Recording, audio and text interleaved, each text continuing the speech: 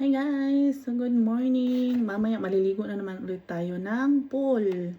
Kaya mag-product testing muna tayo. So meron ako dito.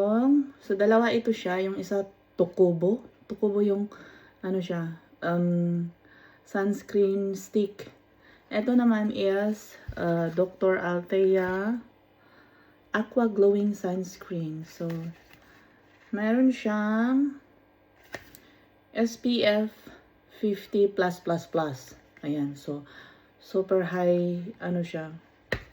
Yung SPF niya is pang ano talaga siya. At saka ito naman is intended talaga siya for pool. So hindi siya washable. So ano siya, waterproof. Ayan, so ganito siya. Super cute. So ito naman, today ko lang siya gagamitin kasi babaunin ko to papunta ng Mallorca. So may flight kami sa 30 kaya babaunin ko to. Allowed naman siguro to sa ano, sa airplane kasi safe naman siya. Ayan, so ganito siya. Ang cute ng lagayan niya, oh. I-twist mo lang. Ayan. Super cute. Ito yung front. So, circle siya para lang siyang ano sa foundation. So, itatry natin, syempre. Hindi ako naglalagay ng ano, ng sunscreen pag dito lang sa bahay. Kaso mamaya, ano, tanghaling tapat, maliligo yung isang bubuet. So, ayan. Let's see nga kung anong effect niya. Maganda siya guys. It's cold sa balat. Hindi siya kagaya ng ibang sunscreen na ano, na mainit siya kapag ilagay mo sa balat.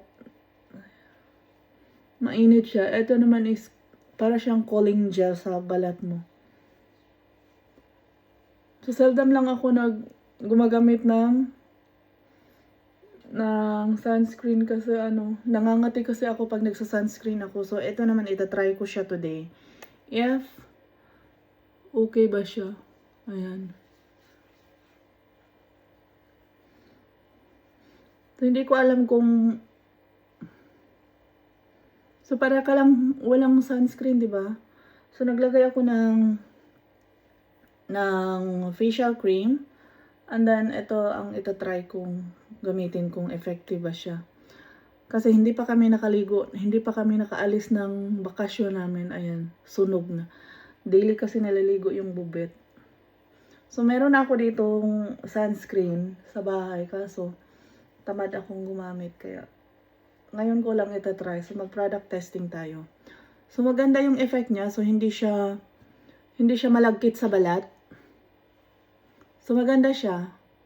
Hindi siya malagkit sa balat at hindi siya visible na, alam mo yung sobrang puti talaga. So, eto parang wala lang siya. Oh, na-absorb agad siya sa balat. Maganda siya, guys. So, tipirin ko ito kasi magtipid ako kasi babaunin ko ito sa sa papuntang Mallorca. So, mas mainit kasi doon. Dito naman is 26-27 degrees lang. Pero lalabas pa rin yung isa mamaya. Kaya sinubukan ko lang. So, i-product testing natin. Kasi kung maganda naman, pwede naman tayong magbili ulit. Kaso, gusto kong subukan ngayon kasi mostly kasi na mga sunscreen na gamit ko before is sobrang puti at sobrang lagkit niya. Ito, parang wala lang siya sa balat. Oh. Wala siyang ano.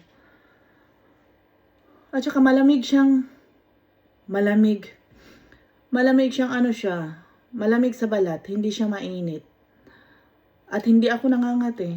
Kasi, kaya hindi, seldom lang ako gumagamit ng sunscreen kasi nga, pag naglagay ako dito, para akong napasubo doon sa harina. Sobrang ano siya, visible yung white sa skin at saka super shiny. Ito naman parang wala lang. Ayan, tingnan nyo. O, diba? So, maganda siya guys. So, I think, pwede ko itong i-recommend sa inyo. Maganda yung effect niya. Maganda sa balat. At saka, yung ano niya, yung protection niya is SPF plus, apat na plus siya ha. So high protection. So maganda siya pang pool kasi hindi siya hindi siya mawawash out sa balat. Pero mas maigi pa rin na mag-extra or mag-refill kayo or mag-redo ulit kayo ng sunscreen after 2 hours. So mamaya sa next video ipapakita ko sa inyo yung tukubo kung gaano ba siya. So pang lang yun siya, parang after 2 hours or parang pag medyo matagal na yung sunscreen sa mukha nyo, so kailangan nyo ulit maglagay para may protection pa rin yung mukha nyo.